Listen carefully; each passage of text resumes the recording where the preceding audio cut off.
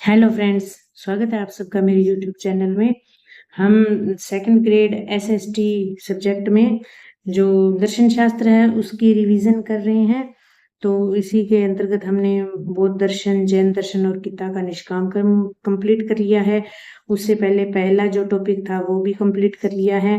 अब हम करेंगे गांधी दर्शन, और इसके अंतर्गत 2 पॉइंट आते हैं। एक चारवाक दर्शन भी करेंगे और उसके बाद गांधी जी के विचारों के ऊपर चर्चा करेंगे। तो शुरू करते हैं। दर्शन एक आगे पहले है चारवाक दर्शन। चारवाक शब्द की उत्पत्ति चरव धातु से हुई है और चरव का अर्थ होता है चबाना। इसका मूल मंत्र है खाओ पियो और मौज करो। तो चारवाक दर्शन का मूल मंत्र क्या है? खाओ पियो और मौज करो। चारवाक का अर्थ होता है चारु वाक, यानी कि वाक वाणी वचन बोलना, और चारु यानी मीठे वचन बोलने वाला, उसे बोलते हैं चारवाक। चारवाक के प्रणेता आचार्य बृहस्पति को भी माना जाता है। ये वर्ड याद रखने वाला है कि चारवाक के प्रणेता कौन है? आचार्य बृहस्पति। चारवाक दर्शन जड़वादी दर्शन है, इसे लोकायत दर्शन भी कहते हैं। नैतिकता के क्षेत्र में इहलौकिक स्वार्थवादी सुखवादी दर्शन है। नैतिकता के क्षेत्र में यह इहलौकिक स्वार्थवादी और सुखवादी दर्शन है। चारवाक दर्शन के अनुसार मनुष्य के जीवन का उद्देश्य सुख प्राप्ति है। चारवाक दर्शन अर्थ और काम दो ही पुरुषार्थों को स्वीकार करता है। जैसे अन्य दर्शनों में धर्म, अर्थ, काम और मोक्ष को माना जाता है पुरुषार्थ, उनमें से चारवाक दर्शन जो है सिर्फ अर्थ और काम, इन दो ही पुरुषार्थों को स्वीकार करता है। इसके अनुसार परम पुरुषार्थ काम है, जबकि अर्थ साधन पुरुषार्थ है। चारवाक के अनुसार अर्थ जो है साधन पुरुषार्थ है। चारवाक के अनुसार नैतिक दृष्टि से वही कर्म उचित है जिनसे जीवन में शारीरिक सुख की प्राप्ति होती है। चारवाक दर्शन का आदर्श वाक्य है, जब तक जियो सुख से जियो, ऋण लेकर घी पियो। यानी कि कितनी भी कठिनाई आए, कुछ भी मुश्किल कार्य करना पड़े, लेकिन जीवन को जब तक जीना है सुख से जीना है। चारवाक दर्शन में प्रत्यक्ष को ही ज्ञान प्राप्ति का साधन मानना है। अनुमान व शब्द प्रमाण का खंडन करते हैं। चारवाक दर्शन में अनुमान और शब्द प्रमाण का खंडन किया जाता है कि जो प्रत्यक्ष है, जो हमारे सामने है, वही ज्ञान प्राप्ति का साधन है। चारवाक के अनुसार पांचों इंद्रियां, ज्ञान इंद्रियां, आंख, कान, नाक, जीभ और त्वचा, इनके द्वारा जो ज्ञान प्राप्त होता है वही प्रत्यक्ष है। चारवाक के अनुसार प्रत्यक्ष से सिर्फ भूतों का ज्ञान होता है। भूतों क्या है? भूतों है जैसे जो जड़ है, जड़ यानी कि पृथ्वी, जल, अग्नि, वायु, इन चारों को भूतों कहा जाता है। पृथ्वी, जल, अग्नि और वायु। इसलिए जड़ को छोड़कर कोई भी तत्व यथार्थ नहीं है। ईश्वर, आत्मा, स्वर्ग, कर्म सिद्धांत आदि ये क्या है? कल्पना मात्र है। चारवाक दर्शन के अनुसार ईश्वर, आत्मा, स्वर्ग, कर्म सिद्धांत ये सब क्या है? ये सिर्फ कल्पना मात्र है, क्योंकि इनका ज्ञान अनुमान द्वारा होता है और ये अप्रत्यक्ष है। क्योंकि हम इनका अनुमान लगा सकते हैं, ना अभी हमने ईश्वर को देखा है, ना आत्मा को देखा है, ना स्वर्ग को देखा है, और ना ही हमें कर्म सिद्धांत का पता है भी कर्म के अनुसार कौन सा क्या हमें भोगना पड़ेगा। तो ये इन सबको चारवाक दर्शन में सिर्फ कल्पना माना गया है, क्योंकि ये इनका ज्ञान अनुमान द्वारा होता है। चारवाक के अनुसार भूत 4 है: पृथ्वी, जल, अग्नि और वायु। इन चारों भौतिक तत्वों के सहयोग से इस विश्व का निर्माण हुआ है। निर्माण का अर्थ चारों भौतिक तत्वों का संयुक्त होना है, और प्रलय भौतिक तत्वों का विखंडित होना है। चारवाक दर्शन के अनुसार पाप और चेतना का विकास भी 4 भूतों से हुआ है। 4 भूतों का स्वभाव ऐसा है, उनके मित्रण से न सिर्फ निजी वस्तुओं का विकास होता है, बल्कि निर्जीव वस्तुओं का विकास होता है, बल्कि सजीव वस्तुओं का भी निर्माण होता है। चारवाक दर्शन में चेतना को आत्मा का गुण नहीं माना गया है। चेतना शरीर का गुण है और शरीर में ही चेतना का अस्तित्व है। शरीर ही आत्मा है और आत्मा ही शरीर है। देहात्मवाद, आत्मा और देह, शरीर के मध्य अभेद संबंध मानने वाली विचारधारा कहलाती है।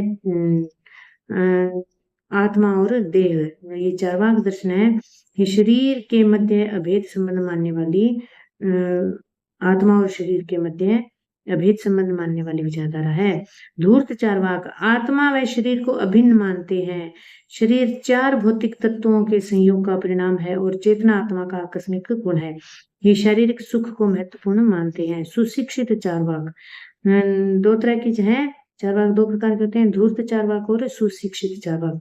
तो सुशिक्षित चार्वाक ये आत्मा को शरीर से भिन्न मानते हैं। आत्मा ज्ञाता है क्योंकि उसे अनेक अनुभूतियां प्राप्त होती है। आत्मा शाश्वत नहीं है, शरीर का अंत ही आत्मा का अंत है। ये शारीरिक सुख के साथ साथ नैतिक मूल्यों का भी समर्थन करते हैं। धूर्त चार्वाक सिर्फ शारीरिक सुखों को महत्वपूर्ण मानते हैं और सुशिक्षित चार्वाक शारीरिक सुख के साथ साथ नैतिक मूल्यों का भी समर्थन करते हैं। ये धूर्त चार्वाक आत्मा और शरीर को अभिन्न मानते हैं, यानी दोनों में कोई भिन्नता नहीं है, जबकि सुशिक्षित चार्वाक आत्मा को शरीर से भिन्न मानते हैं। चार्वाक ईश्वर की सत्ता का खंडन करते हैं क्योंकि ईश्वर का प्रत्यक्ष मतलब कोई प्रमाण नहीं होता है और न ही ईश्वर का कोई रूप होता है, न ही कोई आकार होता है। इसीलिए चार्वाक ईश्वर की सत्ता का खंडन करते हैं। आकार विहीन होने के कारण वह प्रत्यक्ष की सीमा से बाहर है। इस विश्व का कारण ईश्वर नहीं है, अपितु विश्व 4 प्रकार के भूतों के संयोग का परिणाम है। चार्वाक दर्शन के अनुसार जो पृथ्वी जल अग्नि और वायु, ये जो 4 भूत हैं, इनसे ही पृथ्वी का निर्माण हुआ है और पृथ्वी के निर्माण का कारण ईश्वर नहीं है। इसलिए ईश्वर को विश्व के निर्माण का कारण मानना अनुचित है। ईश्वर चिल्लाना अपने आप को धोखा देना है और ईश्वर को प्रसन्न रखने का विचार एक मानसिक बीमारी है। महत्व चार्वाक दर्शन व्यावहारिक एवं यथार्थवादी है। अन्य दर्शनों को चार्वाक ने हठ धर्मी होने से बचाया, धर्म को अंधविश्वास और रूढ़िवादिता से बचाया और व्यक्ति को पलायनवादी और भाग्यवादी होने से बचाया। आलोचना चार्वाक दर्शन भौतिकवादिता को बढ़ावा देता है। इसके नीति विचारों में जीवन के उच्च आदर्शों और मूल्यों को न तो महत्व दिया और न ही कोई स्थान दिया। ये चार्वाक दर्शन का जो माइनस पॉइंट क्या है कि यह जीवन के जो उच्च आदर्श और मूल्य हैं उनको ये महत्व नहीं देता है। ये भौतिकवादिता को बढ़ावा देता है और इसका महत्व मतलब लाभ, इसका महत्व क्या है कि यह जो लोग होते हैं पलायनवादी हो जाते हैं, भाग्यवादी हो जाते हैं, हर कुछ किस्मत के भाग्य पर डाल देते हैं और बिना मेहनत किए ही और अपनी किस्मत को कोसते हैं तो पलायनवादी हो जाते हैं, यानी मेहनत से भागते हैं। उनको भाग्यवादी और पलायनवादी होने से बचाता है, धर्म को अंधविश्वास और रूढ़िवादिता से बचाता है। इसके साथ ये चार्वाक दर्शन का पॉइंट हमारा पूरा हो चुका है और अब हमारा पॉइंट आता है गांधी जी का नीति शास्त्र। सर्वोदय की अवधारणा गांधी जी के अनुसार समाज के सभी वर्ग, अमीर गरीब स्त्री पुरुष का सभी प्रकार से अर्थात सामाजिक आर्थिक राजनीतिक नैतिक और आध्यात्मिक उदय ही सर्वोदय है। मतलब चाहे मनुष्य किसी भी वर्ग से आता हो, समाज का कोई व्यक्ति किसी भी वर्ग से आता हो, किसी भी मतलब वो किसी भी प्रकार से वो सामाजिक आर्थिक राजनीतिक नैतिक और आध्यात्मिक जो किसी भी तरीके से वो अलग है, वो उस आध्यात्मिक उदय ही होना ही वो सर्वोदय है। सर्वोदय समाज के सर्वोदय यानी कि सभी का उदय होना, सभी का आगे बढ़ना। सर्वोदय समाज के समग्र उत्थान का अद्वितीय मानवीय प्रयास है। यहाँ अमीरों के नैतिक उदय और गरीबों के आर्थिक उदय पर बल दिया गया है।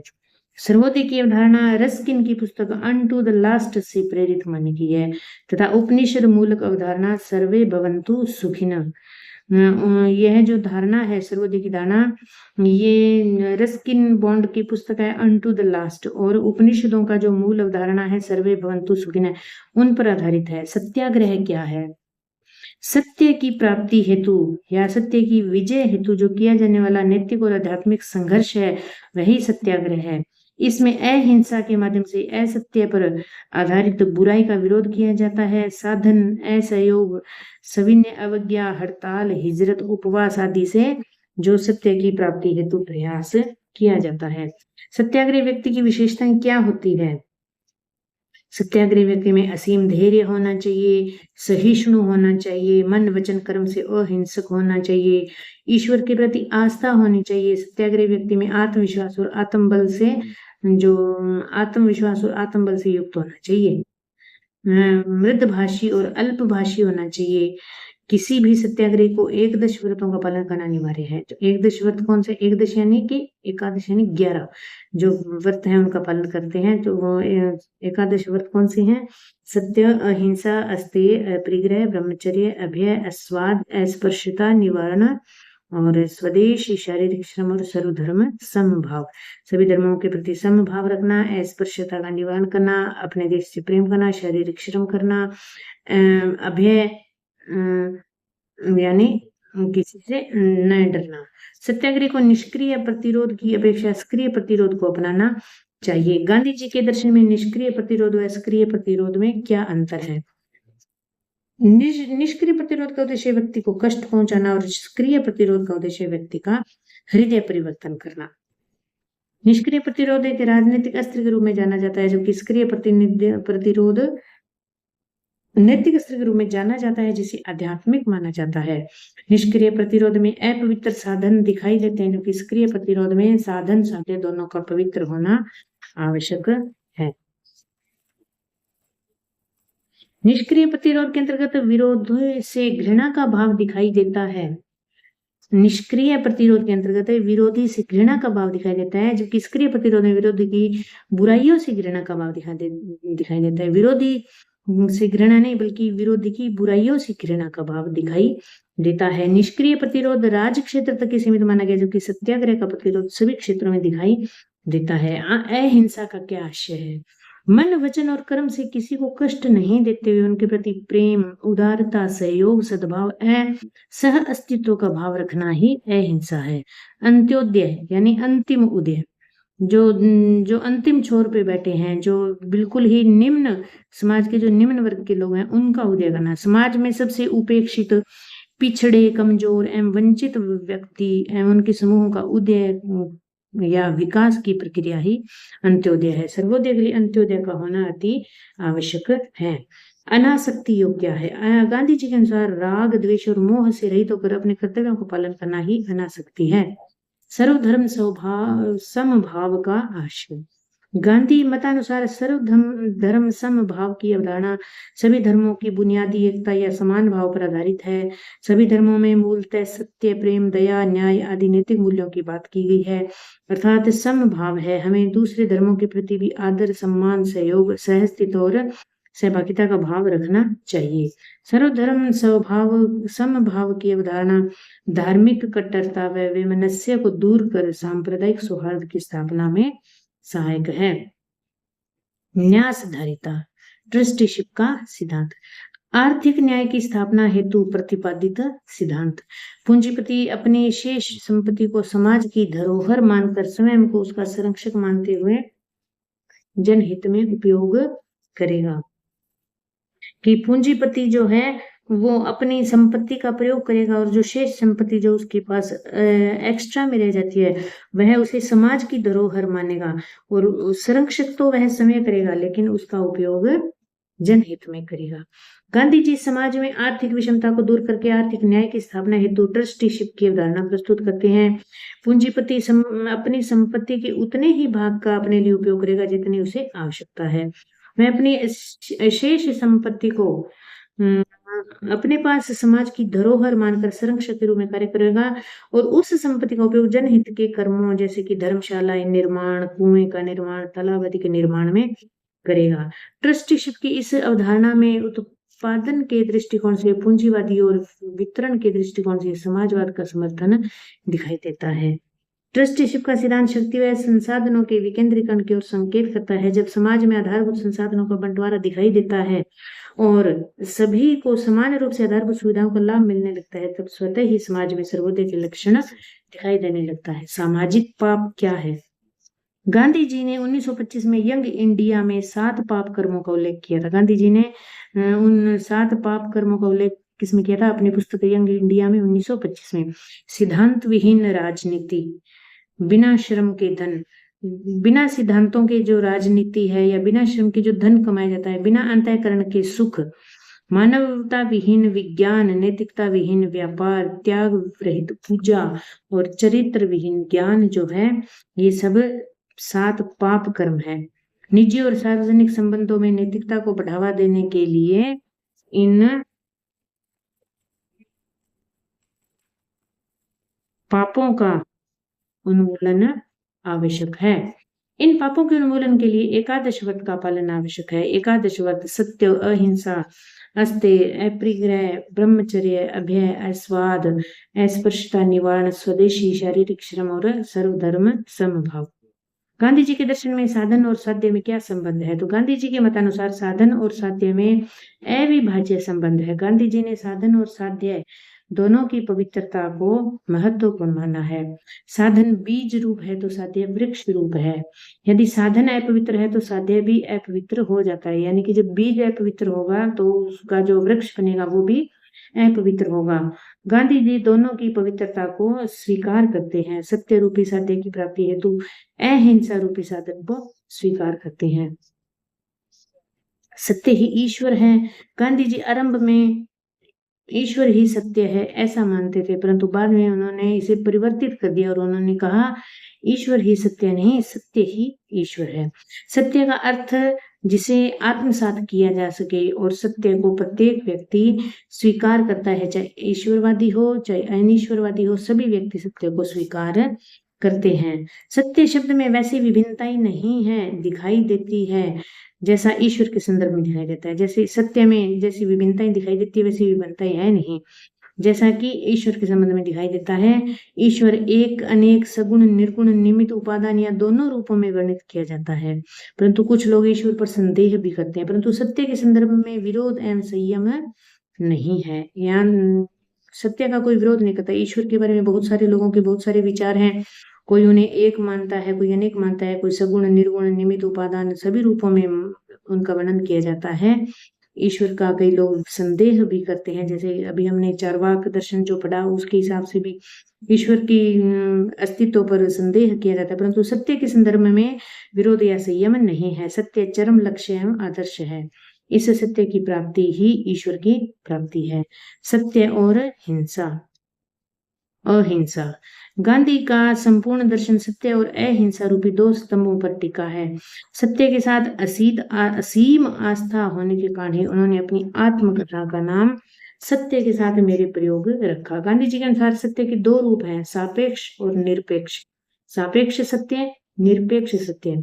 सत्य और परिस्थिति के अनुसार जो सत्य है वह सापेक्ष सत्य है, यह परिवर्तनशील होता है, जबकि ईश्वर निरपेक्ष सत्य है जो सर्वव्यापी, सर्वकालिक और पूर्ण है। ऐसे सत्य की खोज करना ही आत्मा का स्वभाव है। अहिंसा।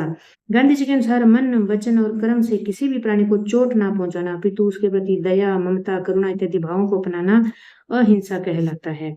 गांधी जी के अनुसार अहिंसा बलशाली वीरों का आभूषण है। हिंसा करने का बल रखते हुए भी जो अपने शत्रु से हिंसा नहीं करता अपितु उसके प्रति मानवीय मूल्य, दया, ममता, करुणा इत्यादि का भाव दर्शाता है, वही सबसे बड़ा बलशाली है। गांधी जी के दर्शन में बल से तात्पर्य चारित्रिक, मानसिक, आत्मिक और आध्यात्मिक है। यानी कि गांधी जी के दर्शन के अनुसार बल क्या है? जो चारित्रिक बल, मानसिक बल, आत्मिक बल और आध्यात्मिक बल है। सद्गुण। गांधी जी के दर्शन में निम्न सद्गुणों की चर्चा की गई है: सत्य, अहिंसा, अस्तेय, अपरिग्रह, ब्रह्मचर्य, अभय और ईश्वर के प्रति आस्था। गांधी जी के दर्शन में प्रधान गुण अहिंसा है। इसी के अनुसार इसी के साथ साथ हमारा जो चार्वाक दर्शन, जो गांधी जी का जो दर्शन है, ये टॉपिक खत्म हो चुका है, संपूर्ण हो चुका है। कल हम बौद्ध धर्म, जैन धर्म, गीता का निष्काम कर्म और गांधी जी के जो सत्य के साथ प्रयोग हैं, ऐसे जो पॉइंट्स हैं उसके बारे में हम कुछ प्रश्न उत्तर हल करेंगे। तो आज के लिए इतना ही। आशा आपको ये जो मेरी वीडियो पसंद आई होगी। अगर थोड़ी सी भी पसंद आई तो इसे लाइक करना और चैनल को सब्सक्राइब करना। Thank you.